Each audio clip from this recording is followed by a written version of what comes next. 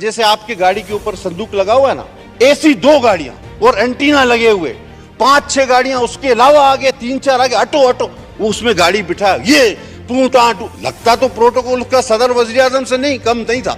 फिर हमने पूछा कि भाई ये साहब कौन है, डरते डरते हमने, उन्होंने कहा ये डीजी साहब है, डीजी साहब है। मैंने बोला ये डीजी है? बोला, मैंने कहा हमें जगह क्यों मार रहे हो? बोला ये डीजी है भाई।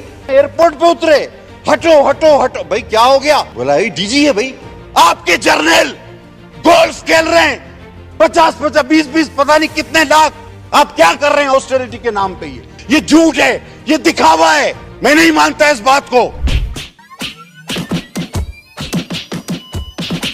A few moments later. तो ये तमाम अवामिल एक साथ उस रोज हो गए और ना चाहते हुए भी कोई ऐसा तासुर चला गया जिसके लिए हरगिज वो बात नहीं की गई।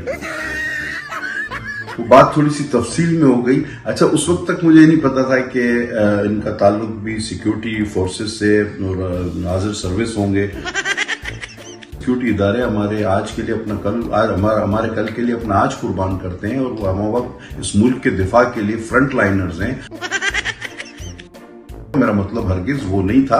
वो एक रवानी में अगर 2-4 बातें कोई इस तरह की हुई है जो किसी के लिए दिल आजारी का बायस बनी है या उसके लिए कोई तासुर और गया है, तो मेरा हरगिज मतलब ये नहीं था।